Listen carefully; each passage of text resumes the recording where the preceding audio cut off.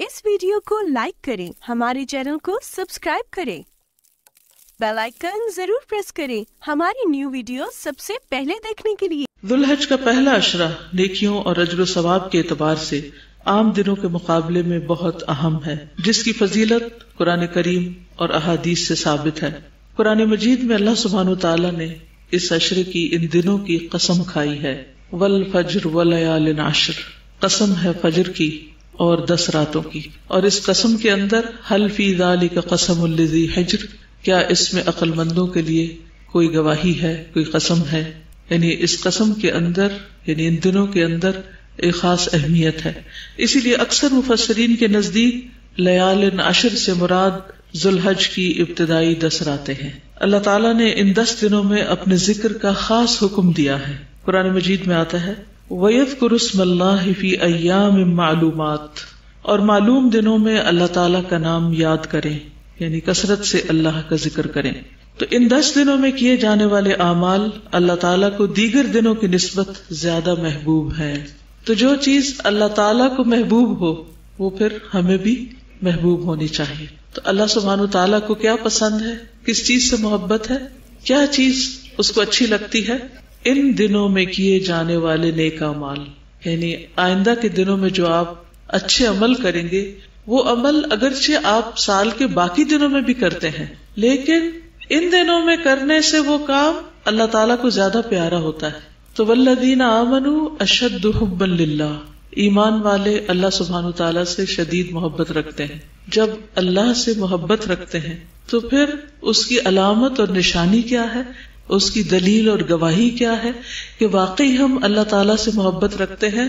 हम उन कामों से भी मोहब्बत रखते हैं, उन दिनों से भी मोहब्बत रखते हैं, उन जगहों से मोहब्बत रखते हैं, उन रातों से मोहब्बत रखते हैं जिनसे अल्लाह सुब्हानहू तआला मोहब्बत रखते हैं। यानी हम हर उस चीज से मोहब्बत करते हैं जिससे अल्लाह ताला मोहब्बत करता है।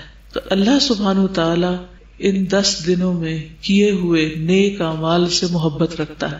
तो गोया कोई भी आप अच्छा काम करेंगे तो दिल ही दिल में खुश भी हो रहे होंगे कि अल्लाह सुब्हानहू तआला को मेरा ये अमल पसंद आ रहा होगा और ये काम मैं खालिसतन अल्लाह सुब्हानहू तआला के लिए कर रही। तो इरशाद है, कसम है फजर की और 10 रातों की, और जुफ्त की और ताक की, यानी इवन और ऑड की, और रात की जब वो चलती है, यानी हर रात आती है। और इस्लामी कैलेंडर वैसे भी रात से शुरू होता है जब चांद नजर आ जाता है।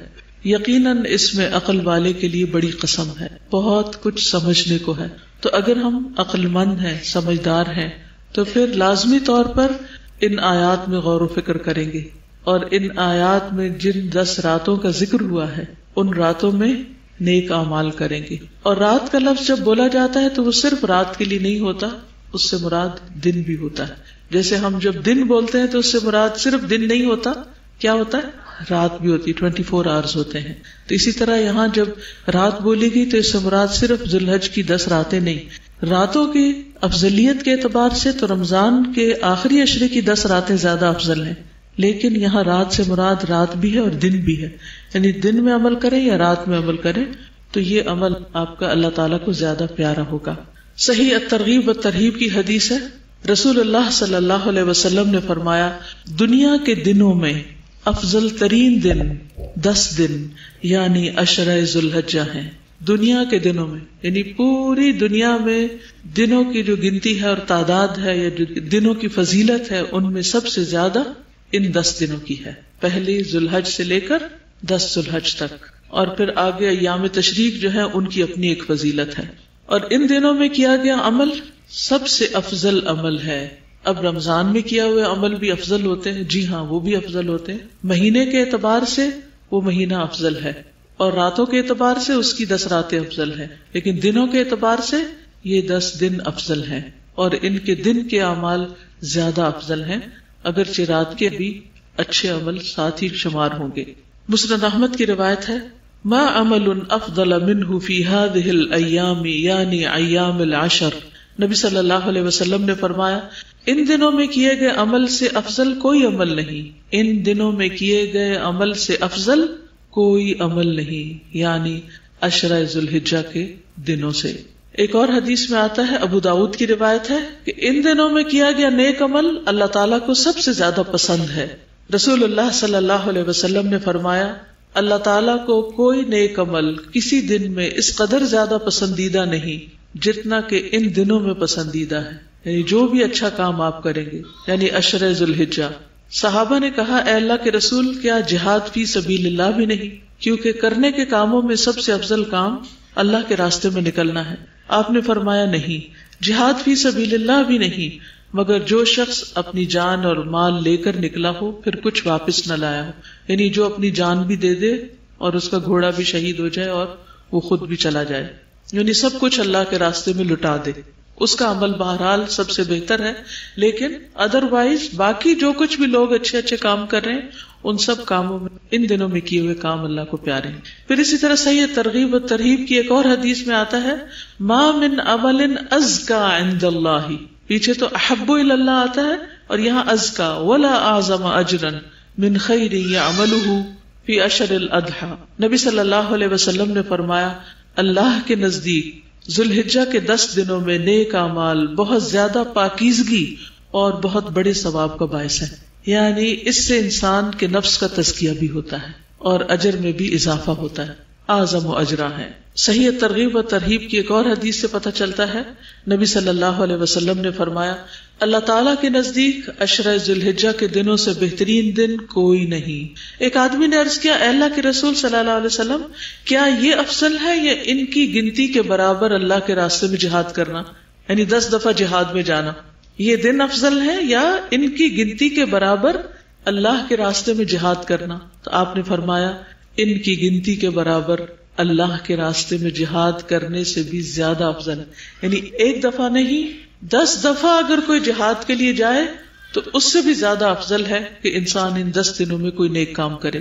اسی لیے ہم دیکھتے ہیں کہ صحابہ کرام ان دنوں میں انتھک محنت کرتے تھے، انتھک محنت۔ سعید بن جبیر ذی الحجہ کے 10 دن داخل ہونے کے بعد عبادت میں بہت زیادہ کوشش کرتے تھے، حتیٰ کہ وہ اتنی محنت کرتے کہ لگتا کہ وہ اس کی قدرت نہیں رکھتے، یعنی جتنا ان کا بس چلتا اتنے نیک کام کرتے، ہر طرح کے نیک کاموں میں خوب محنت کرتے۔ تو اس لیے آنے والے 10 دنوں کو معمولی نہ سمجھے، ان کی قدر کریں۔ ہمیں نہیں معلوم کہ آئندہ سال یہ دن ہماری زندگی میں آتے ہیں یا نہیں آتے، اس لیے آج سے پلان کر لیں کہ ہم نے اگلے 10 دن کیا کرنا ہے۔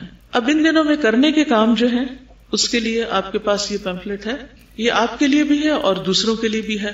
کم از کم 10 لوگوں، آئندہ 10 دنوں میں کم از کم 10 لوگوں کو آپ ان 10 دنوں کی فضیلت ضرور بتائیں، شکرانے کے طور پر اس کام کو کریں۔ تو ان 10 دنوں میں کرنے کے کام کیا ہیں؟ نمبر 1 نماز ہے۔ نماز تو ہم ہر روز پڑھتے ہیں، پھر خاص طور پر ان دنوں کی نماز عام دنوں کی نماز سے فضیلت کے اعتبار سے زیادہ بہتر ہے، یعنی آپ کو زیادہ ثواب ملے گا۔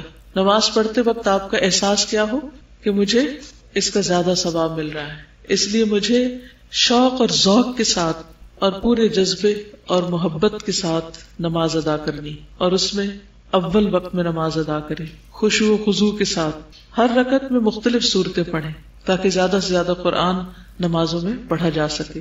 اشراق اور چاشت کے نوافل پڑھیں، یعنی لازم کر لیں۔ اگر عام دنوں میں آپ کو عادت نہیں تو ان دنوں میں لازم کر لیں، اس سے کیا ہوگا انشاءاللہ باقی سال میں بھی پڑھنے کی عادت پڑ جائے گی۔ یہ مواقع آتے ہی اس لیے تاکہ جن نیک کاموں میں ہم پیچھے رہتے جا رہے ہیں ان میں ہم مزید کوشش کر کے اچھی عادات ڈال لیں۔ یہ بار بار چانسز اللہ تعالیٰ رمضان کے اور ذوالحجہ کے اسی لیے ہمیں عطا کرتے ہیں۔ پھر تہجد میں طویل قرات کرنا، اگر آپ کو صورتیں یاد ہیں، یا دیکھ کے پڑھنا۔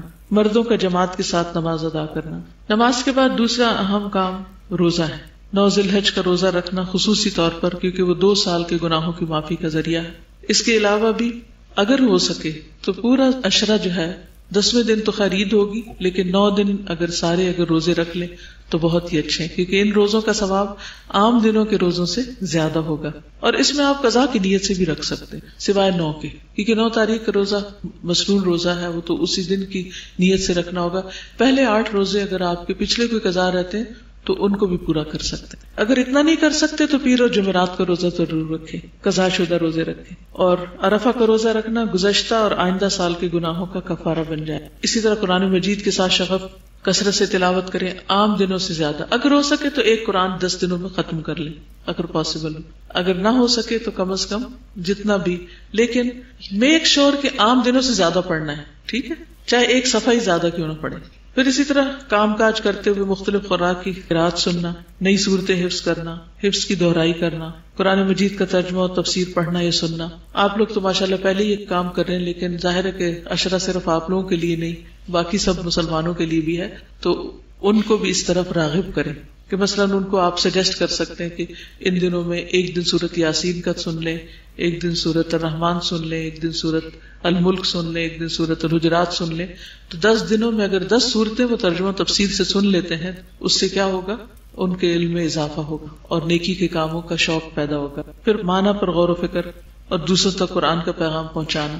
پھر ذکر ہے، تحلیل، تکبیر اور تحمید کا اہتمام، صبح شام کے اذکار کی پابندی، استغفار اور ذکر کی کثرت، درود شریف پڑھنا، مقبول اوقات میں دعائیں مانگنا، خصوصاً عرفہ کے دن، نئی دعائیں اور اذکار یاد کرنا. یہ جو دعائیں آپ یاد کر رہے ہیں ان کی مزید پابندی کرنا. ہر ایک کے پاس ایاک نستعین اور دعا کیجیے، اور یہ جو دعاؤں کی کتابیں ہونی چاہیے اور ریڈی ہونی چاہیے، جس وقت بھی جو موقع ملے فوراً نکال کے اپنی دعائیں مانگ سکتے ہیں. پھر صدقہ و خیرات، ہر روز کچھ نہ کچھ ضرور صدقہ کریں، چاہے چھوٹی سے چھوٹی اماؤنٹ ہو، لیکن ڈیلی صدقہ کریں، کوئی ایک دن نہ جائے، کیونکہ ان دنوں میں جو صدقہ کریں گے وہ پورا سال صدقہ کرنے سے زیادہ افضل ہے، تو اور زیادہ خیر و بھلائی کا باعث ہوگا. زکوٰۃ کی ادائیگی کا اہتمام کریں اگر آپ کی ڈیو ہے. زائد ضرورت چیزیں صدقہ کریں، اگر ہو سکے تو گھر کی صفائی کر لیں، اور ایکسٹرا چیزیں ساری دراز وغیرہ، الماریوں سے، دوسری چیزوں سے جو بھی زائد جمع ہو گیا ہے اس کو ہٹا دیں، اس کو نکال دیں. بلکہ عید بازار یہاں لگا لیں تو اس سے فائدہ کیا ہوگا کہ سب لوگ اپنا اپنا اسٹف لا کے رکھ دیں گے، اور جن لوگوں کو شدید ضرورت ہوگی وہ یہ نہیں کہ دوسرے بیچ رہے تو آپ سستا سمجھ کر پھر جا کے گھر بھر دیں. اس کا مقصد یہ ہے کہ اگر آپ کی کوئی باقی ضرورت کی چیزیں ہیں تو اس میں سے آپ لے لیں، اور جن کی ضرورت کی نہیں وہ لا کے رکھ دیں، اور اس میں سے جو آمدنی ہوگی وہ انشاءاللہ خیر اور بھلائی کے کاموں میں چلی جائے. کوئی پسندیدہ ترین چیز بھی اللہ کی راہ میں، یعنی ویسے تو آپ دیں ہی، لیکن کوئی ایک چیز جو آپ کو اچھی لگتی. والدین، بیوی بچوں اور عزیز و اقارب پر خرچ کرنا، رشتہ داروں وغیرہ کے لیے عید کے تحفے، تحائف وغیرہ، یا جو بھی آپ اس میں سے کر سکیں. خدمت خلق میں رشتہ داروں کے ساتھ صلہ رحمی، ان کو فون وغیرہ کریں، خصوصاً عید سے پہلے. عام دنوں میں اگر نہیں تو عید سے پہلے یا عید کے دن، وہ بھی 10واں دن ہی شمار ہوگا. پڑوسیوں کی خبرگیری، ضرورت مندوں کی مدد، دین کی تعلیم و تبلیغ میں حصہ، اجتماعی بھلائی کے کاموں میں رضاکارانہ والنٹریلی خدمت انجام دینا. قربانی تک ناخن اور بال نہ کاٹنا، جس نے کاٹنے وہ آج کاٹ لیں، کیونکہ اگلے 10 دن میں ایک بال بھی نہیں اتار سکتے آپ. ٹھیک ہے، تو آج ہی اپنی صفائی کریں. پھر عید کے دن کی سنتوں پر عمل کرنا، عید کی نماز کا اہتمام کرنا، عزیز و اقارب سے ملاقات کرنا، اخلاص نیت سے قربانی کرنا، قربانی کا گوشت کھانا اور دوسروں کو کھلانا. قربانی کی سنتیں جو ہیں وہ دوسروں کے ساتھ شیئر کرنا، جیسے ایک پمفلٹ اگر آپ اس میں قربانی کے احکام وغیرہ پائے جاتے، اگر دوسروں کو تقسیم بھی کریں گے، جیسے گھر جاتے ہوئے اگر آپ بس پہ بیٹھے ہیں، پبلک ٹرانسپورٹ پہ جا رہے ہیں، کم از کم 40-50 لے جائیں، ہر ایک سواری کو ایک دے سکتے ہیں. کسی اسکول میں، کسی کالج میں، یونیورسٹی میں، کہیں نہ کہیں آپ اپنی طرف سے تقسیم کریں. اس سے یہ ہے کہ لوگوں میں قربانی کا شعور پیدا ہوگا مسائل پر. پھر متفرقات میں نیکی کا کوئی موقع ضائع نہ کرنا، بے مقصد کاموں اور باتوں سے پرہیز کرنا، گناہوں سے بچنا، اچھی کتب کا مطالعہ، مفید کتب اور کیسٹس وغیرہ تقسیم کرنا. یہ کچھ کرنے کے کام ہیں جن کو آپ کر سکتے، لیکن وہ خاص کون سا کام ہے جس کا اللہ کے رسول صلی اللہ علیہ وسلم نے حکم دی، ہم وہ کریں گے انشاءاللہ. اب میں باقی لیکچر اس سے متعلق دوں گی. کرنے کے کاموں کی لسٹ تو بہت طویل ہے، ضروری نہیں کہ وہ آپ سارے ہی کر سکیں، لیکن انسان نیت ضرور کر لے. لیکن کرنے کے کاموں میں بھی سب سے بہترین کام وہ ہوتا ہے جس کا حکم اللہ کے رسول صلی اللہ علیہ وسلم. اس کام کے کرنے کا لطف ہی کچھ اور ہے، اس کام پر توجہ زیادہ ضروری ہے، کیونکہ اس میں ایک تو اس کام کا اجر ہوگا ہی ہوگا، ساتھ ہمیں دوہرا اجر کس چیز کا مل جائے؟ سنت کی پیروی کرنے کا. تو ان دنوں میں خصوصی طور پر جو کام سب سے زیادہ کرنے کا ہے وہ ہے اللہ کا ذکر.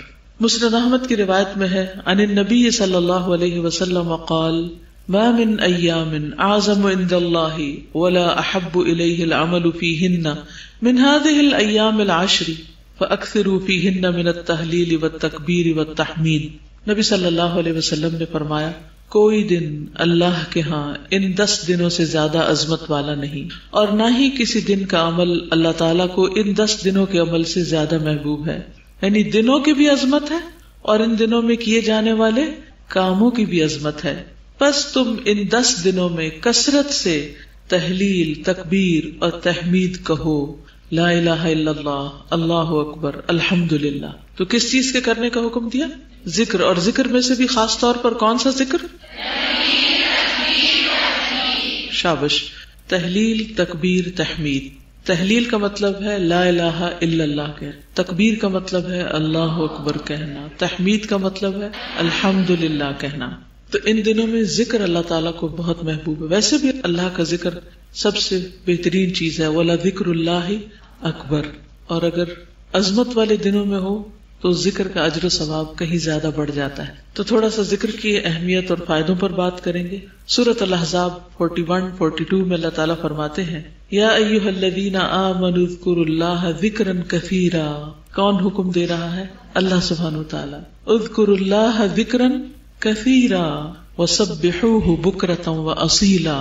اے لوگو جو ایمان لائے ہو، اللہ کو یاد کرو، بہت یاد کرنا، اور اس کی تسبیح کرو پہلے پہر اور پچھلے پہر.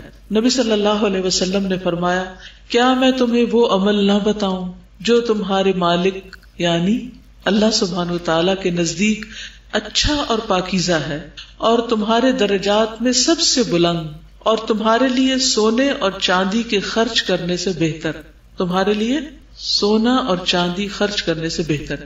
اب جس کے پاس سونا چاندی ہے وہ تو ان دنوں میں خرچ کرے گا انشاءاللہ اللہ کے راستے میں، لیکن جس کے پاس سونا چاندی نہیں پھر وہ کیا کرے؟ وہ بھی محروم نہیں. اس کو سونا چاندی والوں سے بھی زیادہ اجر مل سکتا ہے اگر وہ ذکر کا اہتمام کرے. اور تمہارے لیے اس سے بھی بہتر کہ تم دشمن سے ملو، تم ان کی گردنیں مارو اور وہ تمہاری گردنیں مارے. یعنی جہاد فی سبیل اللہ سے بھی بہتر، شہید ہونے سے بھی بہتر. صحابہ نے عرض کیا کیوں نہیں؟ آپ نے فرمایا اللہ کا ذکر، اللہ تعالیٰ کا ذکر. لیکن ہمیں ذکر کا موقع کیوں نہیں ملتا؟ ذکر کی فرصت کیوں نہیں ملتی؟ آپ میں سے کوئی بتائے گا؟ ہم اور باتیں بہت زیادہ کرتے ہیں. تو جو شخص جتنی زیادہ غیر ضروری باتیں کرے گا اتنا زیادہ ذکر سے محروم ہوگا، خیر اور بھلائی سے محروم رہے گا. اس لیے اگر آپ واقعی چاہتے ہیں کہ اللہ کا ذکر کریں تو اپنا محاسبہ خود کریں. کوئی اور نہیں آپ کو روکے گا، کیونکہ دوسرے مروت کے مارے، شرم کے مارے آپ کو نہیں کہیں گے کم بولو. تو آپ نے خود اپنے آپ کو کنٹرول کرنا ہے اور اس کو ذکر سے ریپلیس کرنا ہے. تو جو شخص ذاکر ہوتا ہے وہ غافل نہیں ہوتا. تو اللہ ہمیں ذاکرین میں سے بنائے، غافلین میں شامل نہ کرے. نبی صلی اللہ علیہ وسلم نے فرمایا بہترین عمل یہ ہے کہ جب تم دنیا سے رخصت ہو تو تمہاری زبان اللہ کے ذکر سے تر ہو. یہ کیسے ممکن ہے؟ یہ کیسے ہوتا ہے کہ دنیا سے جاتے ہوئے بھی اللہ کی باتیں ہو رہی ہیں، لوگوں کی نہیں، چیزوں کی نہیں، مال و دولت کی نہیں، بچوں کی. یہ کیسے ہوتا ہے؟ یہ کن خوش نصیبوں کو نصیب ہوتا ہے جو شعوری اور لاشعوری دونوں طور پر اللہ کے ذکر کی کثرت کرے. ذکر جن کی گھٹی میں پڑ جائے، جن کی عادت بن جائے، پھر وہ محروم نہیں ہوتے، کیونکہ وہ چپ رہ ہی نہیں سکتے. جس طرح لوگوں کو دنیا کی باتیں بہت اچھی لگتی ہیں اور وہ چپ نہیں رہ سکتے بولنے سے، اسی طرح کچھ لوگوں کو ذکر سے چپ نہیں آتی، وہ رہ ہی نہیں سکتے ذکر کے بغیر.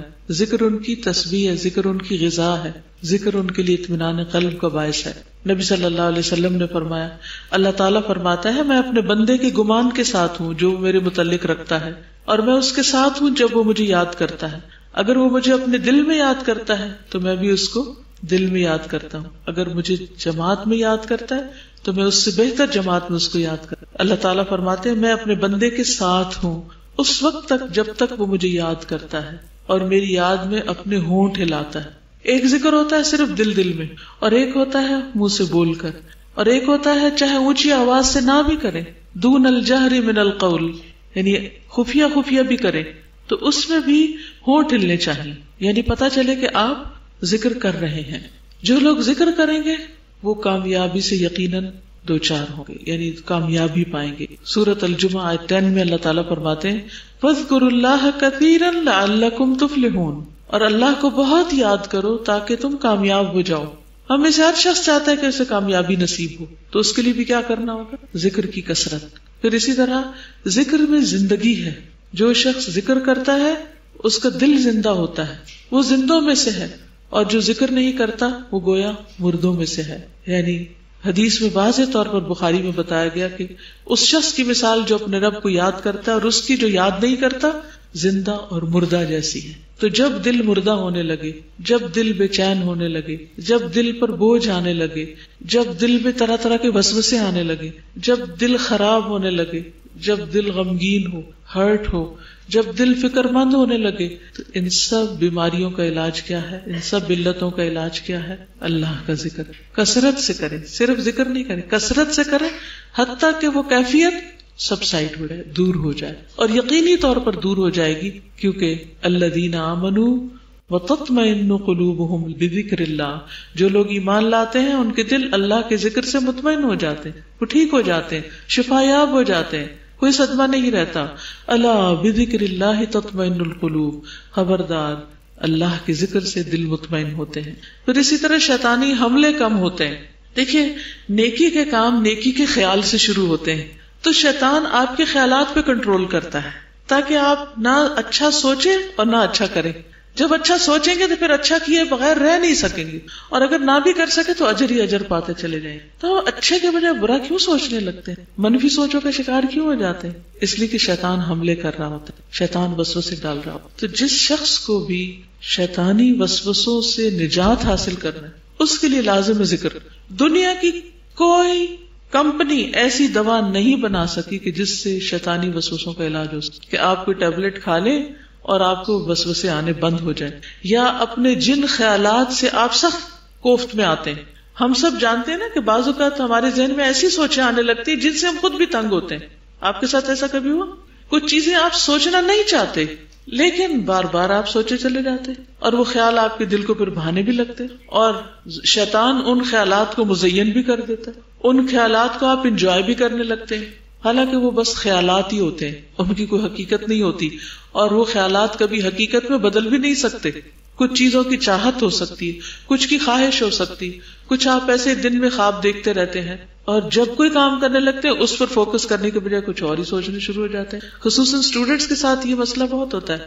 تو اس کے لیے بہترین مجرب نسخہ، مجرب مطلب جس کو میں نے خود ایکسپیرینس کیا، کسی بھی قسم کے خیالات کی جو پچھاڑ ہے، جاگتے میں یا سوتے ہوئے، یعنی جنس کی وجہ سے آپ پریشان رہتے ہو، جو آپ کو ستا رہے ہیں اور آپ کے پاس کوئی حل نہیں، تو شیطانی وسوسوں سے بچنے کی جو دعائیں ہیں خصوصاً ایاک نستعین میں دی ہوئی ہیں، آپ انہیں چند دن پڑھ کے دیکھیے اور میں آپ کو گارنٹی دیتی ہوں کہ انشاءاللہ آپ چھٹکارا پا جائیں گے. اور اگر وہ آپ کو زبانی یاد ہو جائے تو جس وقت آپ پڑھنے لگے ہیں اس وقت پڑھ کے اگر آپ اپنی پڑھائی شروع کریں تو بھی آپ دیکھیں گے انشاءاللہ بہت فائدہ ہوگا. اور اس میں خصوصاً هو الاول والآخر والباطن وهو بكل شيء عليم. کیونکہ دیکھیے اگر پریشان کن خیالات آ رہے ہیں تو کیا آپ پریشانی دور کر لیں گے خیال کر کر کے؟ وہ تو پریشانی صرف بڑھے گی. اگر آپ کوئی چیز چاہتے ہیں تو کیا سوچ سوچ کے وہ چیز مل جائے گی؟ آپ نماز میں پڑھے خشوع خضوع ہی نہیں حاصل ہو رہا اور آپ تنگ ہیں اپنے آپ سے کہ کیا مصیبت ہے. حتیٰ کہ نماز تک کے اندر اجازت دی گئی ہے کہ انسان کہ 3 دفعہ دعا پڑھ کے اعوذ باللہ السمیع العلیم من الشیطان الرجیم من ہمزہ ونفخہ ونفثہ اور تھتکار دے، یعنی چھوڑ دے نماز اور یہ دعا پڑھ کے اپنے اوپر اپنے دل کے اوپر اجھاڑے تو انشاءاللہ اس سے بھی فائدہ ہوگا. نماز کے اندر بھی نماز میں کنسنٹریشن کے لیے اجازت ہے اس کو پڑھنے کی، کیونکہ نبی صلی اللہ علیہ وسلم نے یہ سکھائی ہمیں. تو ہم سب سے زیادہ پریشان اور بے عمل اپنے خیالوں کی وجہ سے ہی ہوتے، اس لیے برے خیالات سے نجات پانے کے لیے بھی ضروری ہے کہ انسان اللہ کے ذکر کی کثرت اختیار کرے. یحییٰ علیہ السلام نے بیت المقدس میں بنی اسرائیل کو جمع کیا. جب مسجد بھر گئی تو ایک ٹیلے پر بیٹھ گئے، اللہ کی حمد و ثنا بیان کی اور فرمایا میں تمہیں کثرت کے ساتھ اللہ تعالیٰ کے ذکر کا حکم دیتا ہوں، کیونکہ اس کی مثال اس شخص کی سی ہے جس کا بہت تیزی سے دشمن پیچھا کر رہا ہو، دشمن اس کے پیچھے آ رہا ہے اور وہ ایک مضبوط قلعے میں گھس کر پناہ گزین ہو جائے. اسی طرح بندہ بھی جب تک اللہ تعالیٰ کے ذکر میں مصروف رہتا ہے شیطان کے حملوں سے محفوظ ایک مضبوط قلعے میں ہوتا ہے. پھر اسی طرح کچھ اوقات بھی ہیں جن میں انسان اگر ذکر کرتا ہے تو اس ذکر کا اپنا فائدہ بھی ہوتا ہے لیکن اس کے فضائل بہت زیادہ ہیں، اس کا اجر بہت زیادہ ہے، ملٹی پلائی ہو جاتا ہے اجر. رسول اللہ صلی اللہ علیہ وسلم نے فرمایا جو شخص فجر کی نماز جماعت کے ساتھ پڑھنے کے بعد بیٹھ کر اللہ کا ذکر کرتا ہے یہاں تک کہ سورج نکل آئے پھر 2 رکعتیں پڑھے اس کے لیے ایک حج اور عمرے کا ثواب. حضرت انس فرماتے ہیں پھر رسول اللہ صلی اللہ علیہ وسلم نے 3 مرتبہ فرمایا پورا پورا پورا، یعنی پورا پورا حج اور پورا پورا عمرہ.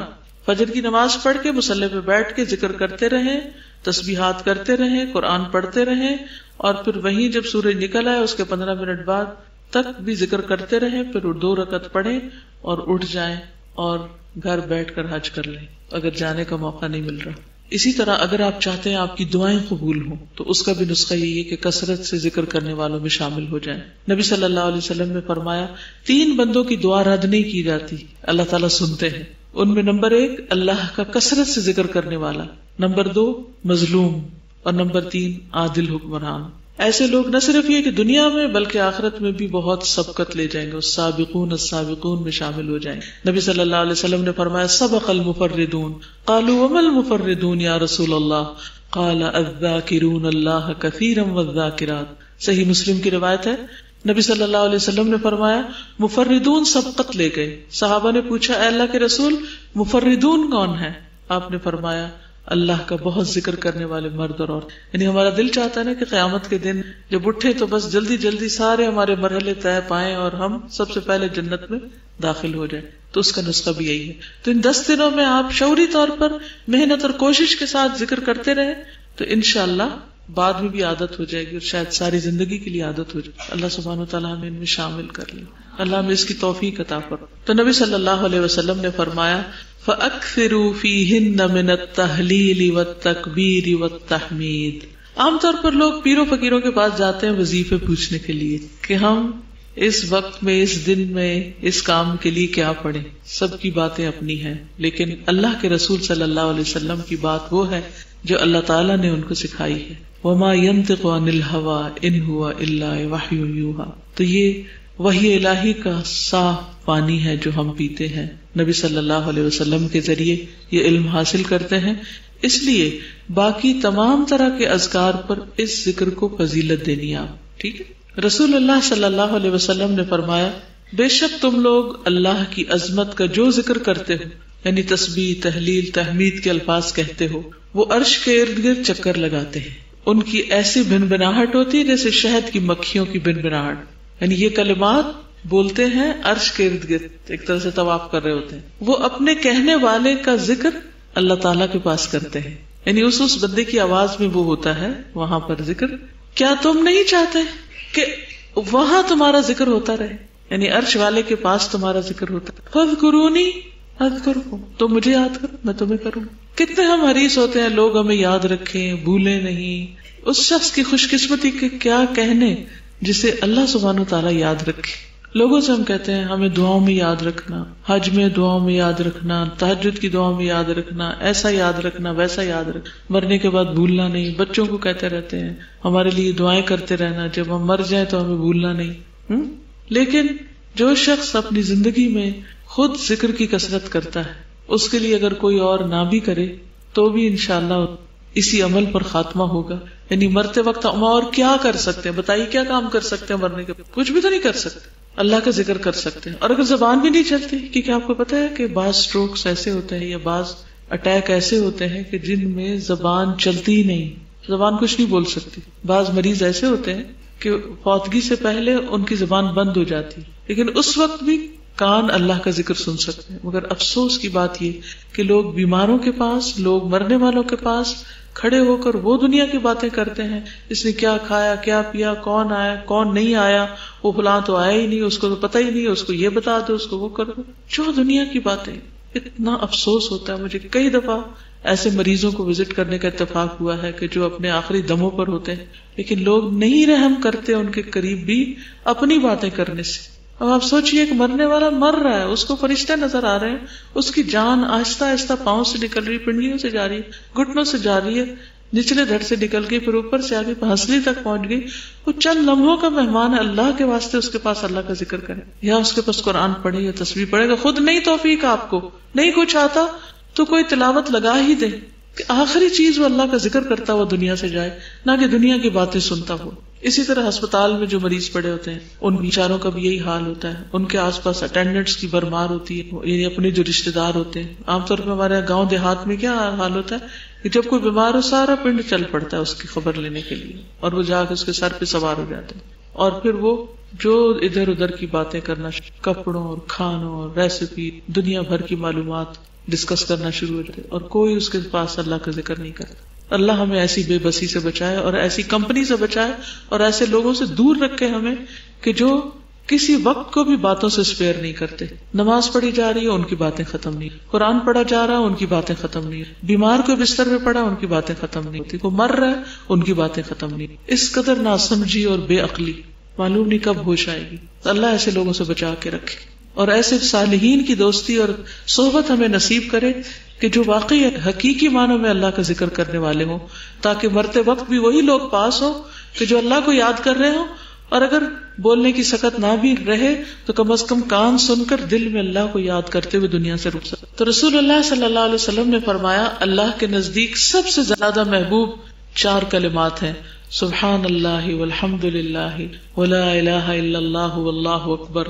اور تمہیں اس میں سے کسی بھی کلمے سے شروع کرنا نقصان نہ دے گا, یعنی چاہے الحمدللہ پہلے کہہ دو, چاہے سبحان اللہ پہلے کہہ دو, چاہے لا الہ الا اللہ پہلے کہہ دو, چاہے اللہ اکبر پہلے کہہ دو, ترتیب کوئی بھی ہو سکتی, لیکن اصل فائدہ اس تسبیح کا.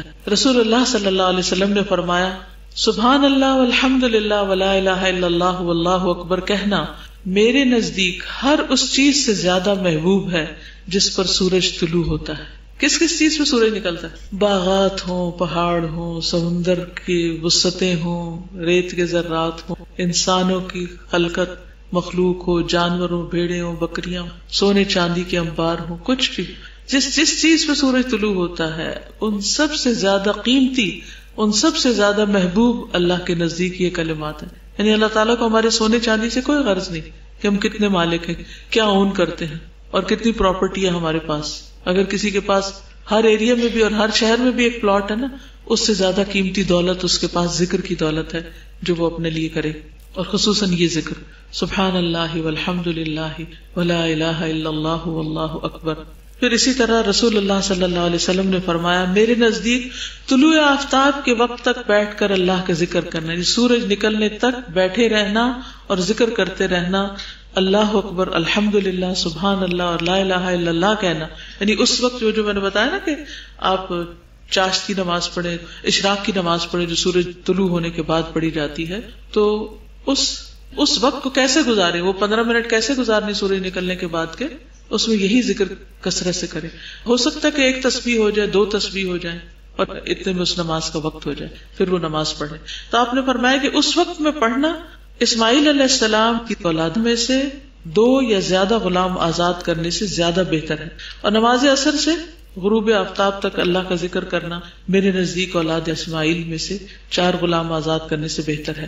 آپ دیکھیں, ہم زندگی کا کوئی دن ہی یاد کر لیں جس میں ہم عصر کے بعد سے مغرب تک اٹھے ہی نہ اور ہم نے ذکر کیا, کوئی دن یاد کریں سوائے اعتکاف کے, اگر کسی کو نصیب ہوا ہے. اور لوگ اعتکاف میں بھی سیریس نہیں ہوتے, اس میں بھی ان کی توجہ اپنے سے زیادہ دوسروں پر ہوتی ہے اور ادھر ادھر گھوم پھر کے وقت پاس کرنے کی کوشش کرتے ہیں کہ اندر آ گئے, بیٹھ گئے, بس اب اعتکاف تو شمار ہو ہی رہا ہے, باقی اپنا دل بہلاؤ کسی بھی طرح.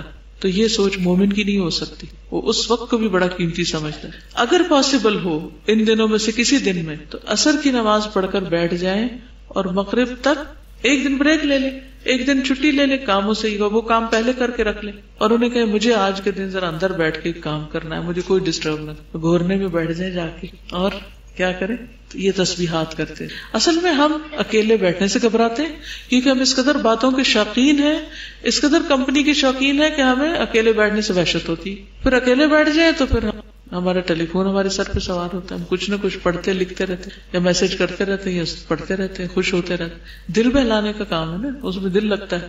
جس چیز میں دل لگتا ہے وہ گھنٹوں بھی ہمارے ہاتھوں میں ہوتا ہے, ہمیں کوئی مشکل نہیں. لیکن تسبیح کرنے لگے, انگلیوں پہ گرنے لگے تو کہتے ہیں کتنا ہو گیا, ابھی کتنا ٹائم باقی ہے, اچھا اتنا ہو گیا. یعنی دل پر کتنا بوجھل ہے یہ سب کچھ.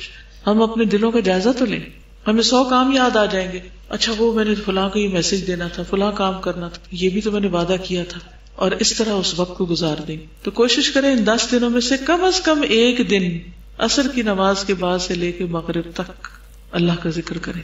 رسول اللہ صلی اللہ علیہ وسلم نے ایک اور مرتبہ فرمایا واہ واہ بخ بخ, اور اپنے ہاتھ سے 5 کا اشارہ کیا, یعنی ایسے 5 انگلیاں اٹھائیں.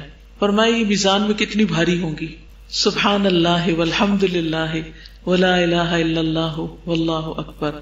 اور 5ویں چیز, کسی کا فوت ہونے والا نیک بیٹا جس کا باپ ثواب کی امید رکھ کر صبر کرے.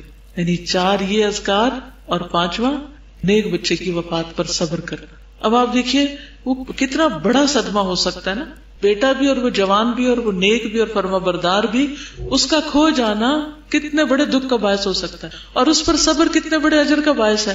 اس کے برابر ہے یہ کام سبحان اللہ والحمد للہ ولا الہ الا اللہ واللہ اکبر پڑھ، اتنا بڑا اجر ہے اس کا. میں اتنی تاکید اور تقریر کیوں کر رہی ہوں پتہ ہے آپ کو؟ کیونکہ ہم پڑھتے بہت کچھ عمل نہیں کرتے. میں چاہتی ہوں کہ کچھ بھی ہو ان 10 دنوں میں آپ اپنا وتیرہ بنا لیں، وظیفہ بنا لیں کہ کر کے چھوڑنا ہے، نیت کر لیں، ارادہ کر لیں. اور ان دنوں میں اب اس لیے عید کی چھٹیاں ہوں گی یا کچھ بھی ہو سکتا ہے کہ آپ یہاں سے جس دن ہاسٹل سے ٹریول کر رہے ہو گھر کو، تو اس وقت آپ کا عصر سے لے کر مغرب تک کا ٹائم آپ بس میں ہو یا کسی ٹریولنگ ٹائم ہو، تو اس وقت کسی سے کوئی بات نہ کریں، سارا وقت صرف یہی اذکار کر لیں تو تب بھی آپ کا وہ پورا ہو جائے. اسی طرح اگر آپ کو ہی کھانا بنانا ہے، گھر میں کوئی اور نہیں ہے کام کرنے والا، تو مجبوری ہے وہ کھانا بنانے کا بھی وقت ہو سکتا ہے، تو اس وقت کسی سے بات نہ کرے، سب کو چپ کرا دے، فون بھی بند کر کے کہیں رکھ دے، اور صرف اسی تسبیح کی کثرت کرتے رہے. ہو سکے تو 10 دن کر لیں، نہیں تو کم از کم 1 دن کے لیے تو ضرور. ابو ہریرہ رضی اللہ عنہ کہتے ہیں کہ رسول اللہ صلی اللہ علیہ وسلم نے فرمایا اپنا بچاؤ حاصل کر لو. صحابہ نے کہا اللہ کے رسول کیا دشمن آ گیا ہے؟ آپ نے فرمایا نہیں، لیکن جہنم سے تمہارا بچاؤ. سبحان اللہ والحمد للہ ولا الہ الا اللہ واللہ اکبر پڑھو. یہ کلمات قیامت کے دن تمہارے آگے آ کر، تمہارے پیچھے آ کر تمہارا بچاؤ کریں گے، اور یہی کلمات باقیات الصالحات ہے. المال والبنون زینت الحیات الدنیا والباقیات الصالحات خیر عند ربک ثوابا وخیر عملا. اب آپ دیکھ رہے ہیں یہ سارے فوائد کس تسبیح کے ہیں؟ انہی تسبیحات کے جن کی آپ نے اس عشرے میں پڑھنے کی تلقین کی. پھر اسی طرح نبی صلی اللہ علیہ وسلم نے فرمایا اللہ نے 4 کلمات چنے ہیں، سبحان اللہ والحمد للہ ولا الہ الا اللہ واللہ اکبر. جس نے سبحان اللہ کہا اس کے لیے 20 نیکیاں لکھ دی جاتی ہیں، 20 برائیاں مٹا دی جاتی ہیں. جس نے اللہ اکبر کہا اس کے لیے بھی اسی طرح، اور جس نے لا الہ الا اللہ کہا اس کے لیے بھی اسی طرح.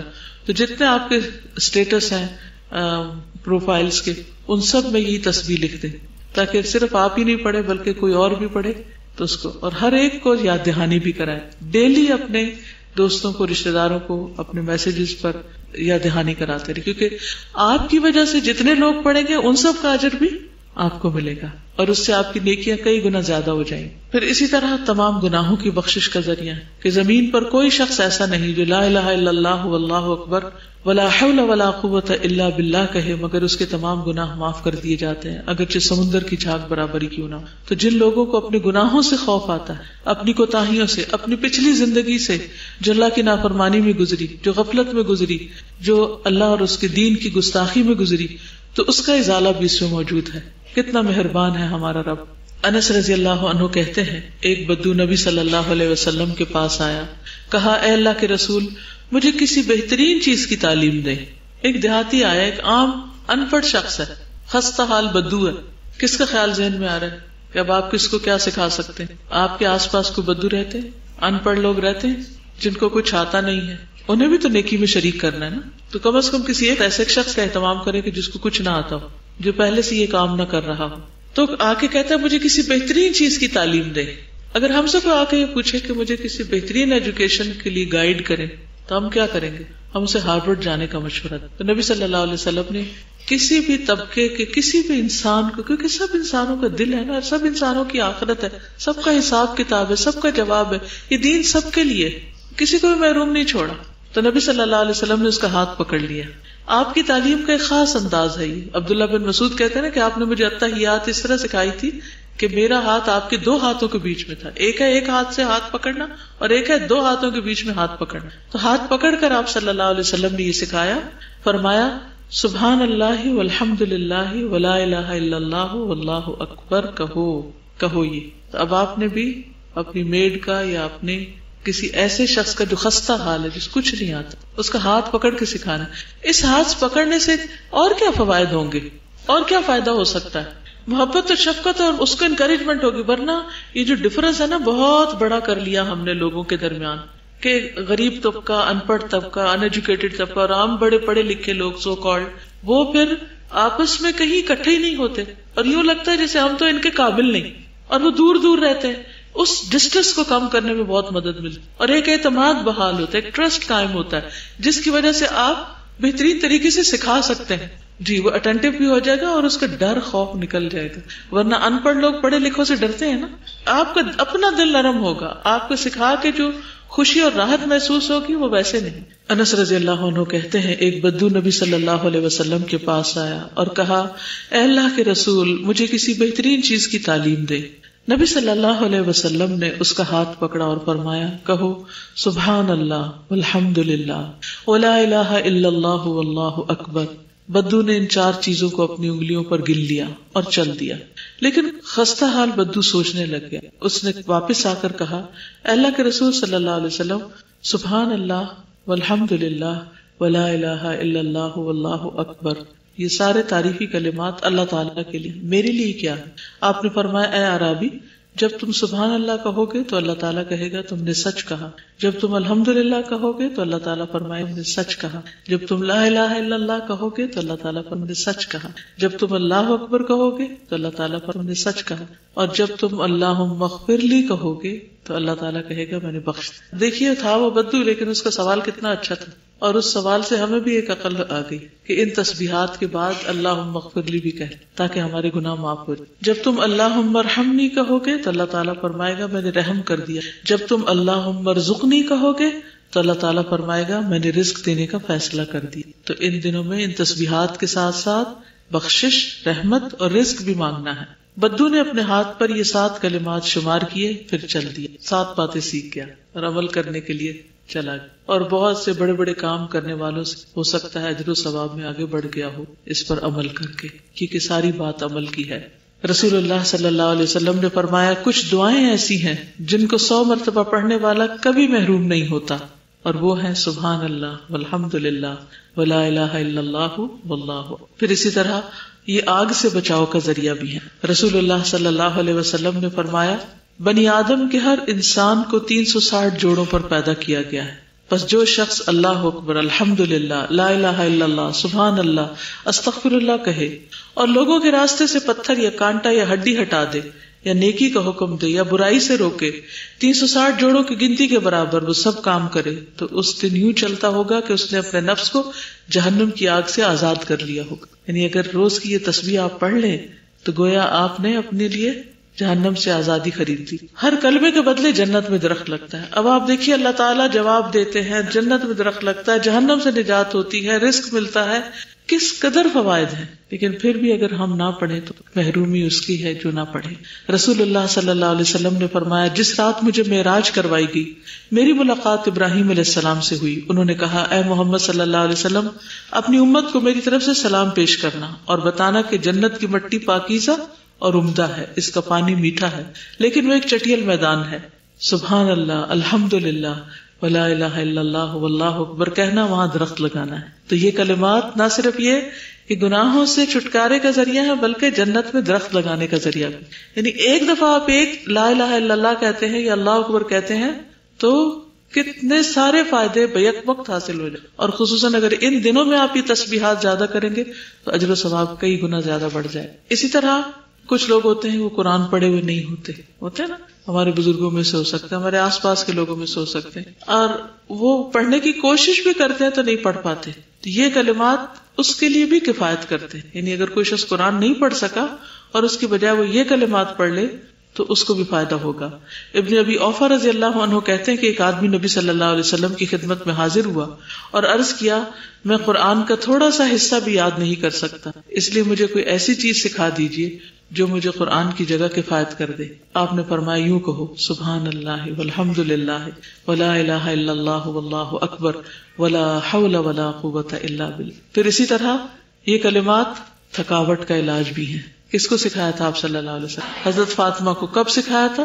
جب انہوں نے شکایت کی تھی کہ کام کر کر کے میرے دونوں ہاتھوں میں چھالے پڑ گئے. اتنی چکی پیسی ہے، ہمیں تو چکی پیسنا تو کیا آٹا بھی بعض اوقات گونا گنایا مل جاتا ہے، تو روٹی پکانے سے بھی عاجز آتے ہیں. تو کہاں حضرت فاطمہ جو جنت کی عورتوں کی سردار ہیں ان کے ہاتھوں میں چھالے پڑ گئے تھے چکی کو پیس پیس کر. تو اس کی جب شکایت انہوں نے نبی صلی اللہ علیہ وسلم سے کی تو آپ نے فرمایا سبحان اللہ، اللہ اکبر، الحمدللہ پڑھا کرو، تو یہ تکلیف دور ہو جائے گی۔ اس سے یہ پتہ چلتا ہے کہ نہ صرف یہ کہ روحانی تکلیفیں بلکہ جسمانی تکلیفیں بھی ان کلمات سے دور ہوتی ہیں۔ پھر اسی طرح آپ صلی اللہ علیہ وسلم نے فرمایا جو اپنے مال کو خرچ کرنے سے بچائے، یعنی ذرا بخل ہو اس کے اندر، دشمن سے مقابلہ کرنے سے ڈرے، رات سے خوف کھائے وہ اس کو پریشان کرتی، تو وہ اس قول کی کثرت کر دے سبحان اللہ والحمد للہ ولا الہ الا اللہ۔ اور ان میں سے بھی خاص طور پر لا الہ الا اللہ جو ہے یہ سارے کلام سے افضل ہے، کیونکہ اس میں اللہ سبحانہ و تعالیٰ کی توحید کا ذکر ہے۔ ایمان کی 60 یا 70 سے اوپر کچھ شاخیں ہیں جن میں سب سے افضل لا الہ الا اللہ کا ہے۔ ایک اور حدیث میں آتا ہے بہترین ذکر لا الہ الا اللہ ہے، اور جس نے لا الہ الا اللہ کہا تو ایک دن یہ کلمہ اسے مصائب سے نجات دلا دے گا، یعنی جو زندگی میں اس کو پڑھ لے گا، یا اس سے جو پہلے سے ہو چکا، یعنی اس کے پچھلے سارے گناہ معاف ہو جاتے ہیں جب وہ لا الہ الا اللہ پڑھ کے اسلام میں داخل ہوتا ہے۔ جب بندہ خالص دل سے لا الہ الا اللہ پڑھتا ہے تو اس کے لیے آسمان کے دروازے کھول دیے جاتے ہیں، یہاں تک کہ وہ عرش تک پہنچ جاتا ہے، جب تک کہ وہ کبیرہ گناہوں سے بچتا رہے، یعنی نماز وغیرہ پڑھتا ہو۔ اور پھر اس کے بعد جو دعا کرتا ہے انسان وہ بھی قبول ہوتی ہے، اور ہر مرتبہ یہ کہنا صدقہ بھی شمار ہوتا ہے، یعنی اگر کسی کے پاس مال و دولت نہیں خرچ کرنے کے لیے تو لا الہ الا اللہ کی کثرت کرتا رہے۔ اور جو شخص اس کلمے پر فوت ہو اس کے لیے جہنم کی آگ حرام اور جنت داخلہ یقینی ہے انشاءاللہ۔ اور ایک حدیث کے مطابق قیامت کے دن میری شفاعت کی سعادت سب سے زیادہ اسے حاصل ہوگی جس نے لا الہ الا اللہ خلوص دل سے کہا۔ اس کا وزن کتنا ہے؟ اگر میزان کے ایک پلڑے میں آسمان و زمین اور جو چیزیں ساری رکھ دی جائیں اور دوسرے پلڑے میں صرف یہ کلمہ رکھ دیا جائے تو یہ دوسرا پلڑا جھک جائے، اتنا وزنی ہے یہ کلمہ۔ لیکن اس کو سمجھنا بھی ضروری ہے اور سمجھ کے پڑھنا بھی۔ اللہ کے نبی نوح علیہ السلام کی وفات کا وقت قریب آیا تو انہوں نے اپنے بیٹے سے فرمایا اگر 7 آسمان اور 7 زمینیں ایک بند کڑے کی شکل اختیار کر لیں تو لا الہ الا اللہ اس کو بھی توڑ دے، یہ اتنا طاقتور کلمہ ہے۔ تو جب کبھی زندگی میں مشکل مرحلے سامنے آ جائے تو اس وقت کثرت سے لا الہ الا اللہ پڑھنا شروع کر، پھر آگ سے بچانے والا ہے یہ کلمہ۔ اور پھر اس کلمے کی وجہ سے جو لوگ آگ میں چلے بھی جائیں گے ان کو بھی نکلوائے گا، یعنی کچھ لوگ ایسے نہیں جو کبیرہ گناہوں سے نہیں بچتے، تو کبیرہ گناہوں کی وجہ سے اگر انہیں جہنم میں جانا بھی پڑا تو لا الہ الا اللہ کی وجہ سے اس کی شفاعت ہو جائے گی اور وہ دوزخ سے نکال لیا جائے۔ پھر اسی طرح تحلیل کے یہ الفاظ بھی ہیں لا الہ الا اللہ وحدہ لا شریک لہ لہ الملک ولہ الحمد وہو علی کل شیء قدیر۔ اسی طرح لا الہ الا اللہ واللہ اکبر، لا الہ الا اللہ وحدہ لا الہ الا اللہ ولا شریک لہ، لا الہ الا اللہ لہ الملک ولہ الحمد، لا الہ الا اللہ لا حول ولا قوۃ الا باللہ، یعنی ساری تسبیحات کے شروع میں لا الہ الا اللہ، پھر لا الہ الا اللہ وحدہ لا شریک لہ، اللہ اکبر کبیرہ والحمد للہ کثیرا وسبحان اللہ رب العالمین، اور دوسری جگہ آتا ہے سبحان اللہ بکرۃ و اصیلا ولا حول ولا قوۃ الا باللہ العزیز الحکیم۔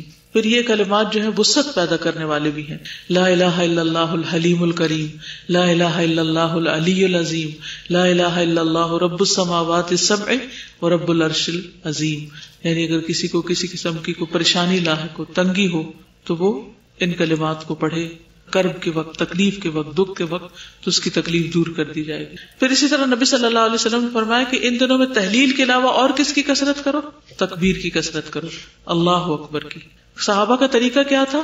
ابن عمر اور ابو ہریرہ ان 10 دنوں میں بازار نکل جاتے اور تکبیرات پڑھتے، لوگ ان کی تکبیر سن کر تکبیر کہتے، اور پھر نمازوں کے بعد بھی یہ تکبیرات ہوتی، یعنی مساجد کے اندر اب بھی مینا میں جو حج کے دن ہوتے ہیں ان میں نمازوں کے بعد سب یہ تکبیرات پڑھ رہے ہوتے۔ پھر اسی طرح عورتوں کا یہ تکبیر پڑھنا، عمر رضی اللہ تعالیٰ عنہ مینا میں اپنے خیمے کے اندر تکبیر کہتے تو مسجد میں موجود لوگ اسے سنتے اور تکبیر کہتے، بازار والے بھی تکبیر کہتے، یہاں تک کہ سارا مینا تکبیر سے گونج اٹھتا۔ افسوس کہ اب یہ مناظر نہیں رہے کہ سارا مینا بیک وقت تکبیر پڑھ رہا۔ ابن عمر مینا کے ان دنوں میں نمازوں کے بعد بستر پر، خیمے میں، راستے میں، دن کے تمام حصوں میں تکبیر کہتے۔ میمونہ رضی اللہ عنہا یوم النہر میں تکبیریں کہتی، عورتیں ابان بن عثمان اور عمر بن عبدالعزیز کے پیچھے مسجد میں مردوں کے ساتھ تکبیریں کہا کرتے، اور پھر بلند آواز سے تکبیرات پڑھنا۔ عطا بن صاحب کہتے ہیں کہ میں ابو عبد الرحمن اور ابن ماکل کے ساتھ نکلا اور ابو عبد الرحمن اونچی آواز سے تکبیریں کہتے تھے۔ اونچی آواز سے پڑھنے کا کیا فائدہ ہے؟ تاکہ دوسروں کو بھی یاد دہانی ہو جائے۔ کتنا اچھا لگتا ہے کہ جس طرف سے بھی انسان گزرے تکبیر کی آواز آ رہی ہے، اگر وہ بھولا ہو تو وہ بھی یاد کر لے. پھر اسی طرح قرآن مجید میں اللہ تعالیٰ فرماتے ہیں وَقُلِ الْحَمْدُ لِلَّهِ الَّذِي لَمْ يَتَّخِذْ وَلَدًا وَلَمْ يَكُنْ لَهُ شَرِيكٌ فِي الْمُلْكِ وَلَمْ يَكُنْ لَهُ وَلِيٌّ مِّنَ الذُّلِّ وَكَبِّرْهُ تَكْبِيرًا. تو اس سے کیا پتہ چلتا ہے کہ اللہ کی بڑائی بیان کرو، خوب خوب بڑائی بیان کرنا، اس کا حکم اللہ تعالیٰ نے خود بھی دیا. یعنی تکبیر کا مطلب کیا؟ اللہ کو بڑا کہنا، زبان سے بھی اس کا اقرار کرنا کہ اللہ سب سے بڑا ہے. رسول اللہ صلی اللہ علیہ وسلم کی آزاد کردہ لونڈی سلمہ نے عرض کیا، اے اللہ کے رسول مجھے کچھ کلمات بتائیے لیکن زیادہ نہ ہو. تو آپ نے فرمایا اللہ اکبر 10 مرتبہ پڑھا کرو. واللہ، اور اللہ تعالیٰ فرماتا ہے کیا یہ میرے لیے ہے، یعنی اللہ تعالیٰ اس کو ایکسپٹ کرتا ہے. پھر اگر کوئی 100 دفعہ پڑھتا ہے اللہ اکبر اللہ اکبر اللہ اکبر، تو فرمایا یہ لگام اور کاٹھی سمیت 100 گھوڑے اللہ کی راہ میں دینے سے بہتر ہے، 100 اونٹ سے بہتر ہے، 100 غلام آزاد کرنے سے بہتر ہے. صبح شام 100 دفعہ اللہ اکبر پڑھنا 100 غلاموں کے آزاد کرنے سے بہتر ہے، سورج طلوع ہونے اور غروب ہونے سے پہلے، یعنی وہ جو ٹائم ہے نا صبح شام کے اذکار کا. پھر اسی طرح تکبیر جو ہے آسمان و زمین کے درمیان کی جگہ کو بھر دیتی ہے. وَالتَّكْبِيرُ مِلْءُ السَّمَاوَاتِ وَالْأَرْضِ. پھر ہر مرتبہ اللہ اکبر کہنا صدقہ بھی ہے. اور پھر ہر تلبیہ پڑھنے والا جو تلبیہ پڑھتا ہے اسے بشارت دی جاتی ہے. ہر تکبیر کہنے والا جو تکبیر کہے اسے بھی خوشخبری سنائی جاتی ہے. کہا گیا کیا جنت کی خوشخبری؟ فرمایا ہاں. گویا الٹیمیٹلی نتیجہ کیا ہے کہ جو ان تکبیرات کو پڑھے گا اس کے لیے کیا ہے؟ جنت ہے. تکبیرات کے مسنون الفاظ کون کون سے؟ اللہ اکبر اللہ اکبر، لا الہ الا اللہ، اللہ اکبر وللہ الحمد، جو آپ کی کلاسز میں بھی چلتے رہتے ہیں. پھر اللہ اکبر اللہ اکبر اللہ اکبر وللہ الحمد، اللہ اکبر و اجل، اللہ اکبر علی ما ہدانا. پھر اللہ اکبر کبیرہ، اللہ اکبر کبیرہ، اللہ اکبر و اجل اللہ اکبر وللہ الحمد. پھر اللہ اکبر اللہ اکبر کبیرہ. اور اللہم انت اعلی و اجل من ان تکون لک صاحبۃ او یکون لک ولد او یکون لک شریک فی الملک او یکون لک ولی من الذل وکبرہ تکبیرا. اللہم اغفر لنا اور اللہم ارحم. تیسری چیز جس کا آپ نے حکم دیا وہ ہے تحمید، الحمدللہ کہنا. یعنی 3 چیزیں خاص طور پر ان دنوں میں پڑھنی، لا الہ الا اللہ، اللہ اکبر اور الحمدللہ. اسود بن سری سے مروی کہتے ہیں میں شاعر تھا تو میں نبی صلی اللہ علیہ وسلم کے پاس آیا. میں نے کہا یا رسول اللہ میں نے اپنے رب کی مدح کی ہے. آپ نے فرمایا بے شک تمہارا رب مدح کو پسند کرتا ہے، یعنی اللہ تعالیٰ تعریف کو پسند کرتا ہے. رسول اللہ صلی اللہ علیہ وسلم نے فرمایا حمد سے بڑھ کر کوئی چیز اللہ کو محبوب نہیں. یعنی اللہ تعالیٰ کے پسندیدہ اعمال ان 10 دنوں میں ویسے سارے بھی ہیں لیکن خاص طور پر اگر آپ حمد کرتے ہیں تو وہ اور بھی افضل ہے. افضل الشکر الحمدللہ، شکر کرنے کا افضل ترین طریقہ کیا ہے؟ الحمدللہ کہنا. رسول اللہ صلی اللہ علیہ وسلم نے فرمایا قیامت کے دن اللہ تعالیٰ کے سب سے زیادہ افضل بندے وہ ہوں گے جو کثرت سے اللہ کی تعریف کرنے والے، اور الحمدللہ کہنا میزان کو بھر دیتا ہے. الحمدللہ سبحان اللہ اور الحمدللہ کہنے سے جو کچھ آسمان و زمین کے درمیان ہے وہ سب بھر جاتا ہے. پھر الحمدللہ کہنا صدقہ ہے. پھر اسی طرح الحمدللہ کثیرہ کہنے پر بہت زیادہ اجر ہے. وہ 30 فرشتے اٹھانے آئے تھے اس اجر کو، لکھنے آئے تھے. پھر اسی طرح جس نے اپنے طور پر بغیر کسی وجہ کے الحمدللہ رب العالمین کہا تو اس کے لیے 30 نیکیاں لکھ دی جاتی، 30 مٹا دی جاتی. تو الحمدللہ کے الفاظ بھی مسنون ہیں، الحمدللہ رب العالمین کہنا. پھر اسی طرح اللہم لک الحمد کلہ والیک یرجع الامر کلہ، اللہم ربنا ولک الحمد حمدا کثیرا طیبا مبارکا فیہ. اور اللہم ربنا لک الحمد یہ رکوع کے بعد اٹھ کر ملء السماوات وملء الارض وملء ما شئت من شیء بعد. پھر اسی طرح اللہم لک الحمد انت نور السماوات والارض ومن فیہن ولک الحمد انت قیم السماوات والارض ومن فیہن ولک الحمد انت الحق ووعدک الحق وقولک حق ولقاؤک حق والجنة حق والنار حق والساعة حق والنبی ومحمد صلی اللہ علیہ حق. نبی صلی اللہ علیہ وسلم نے فرمایا کیا میں تمہیں شب و روز اللہ کے مسلسل ذکر کرنے سے افضل ذکر نہ بتاؤں؟ یعنی ایک شخص ذکر کرے اور رکے ہی نہ، اس کا اجر اور اس کا اجر جو یہ ذکر پڑھے. تم کہا کرو الحمدللہ عدد ما خلق، الحمدللہ ملء ما خلق، الحمدللہ عدد ما فی السماوات وما فی الارض، الحمدللہ عدد ما احصا کتابہ. والحمد للہ علی ما احصا کتابہ والحمد للہ عدد کل شیء والحمد للہ ملء کل شیء. میں اللہ کی تعریف کرتا ہوں اس کی مخلوق کی گنتی کے برابر. اب تسبیح میں تو سبحان اللہ ایک دفعہ کہتے ہیں یا الحمد للہ ایک دفعہ کہتے ہیں. اللہ میں اتنی تیری تعریف کرتا ہوں کہ ہر چیز کی گنتی کے برابر. میں اللہ کی تعریف کرتا ہوں جس سے اس کی مخلوقات بھر جائیں.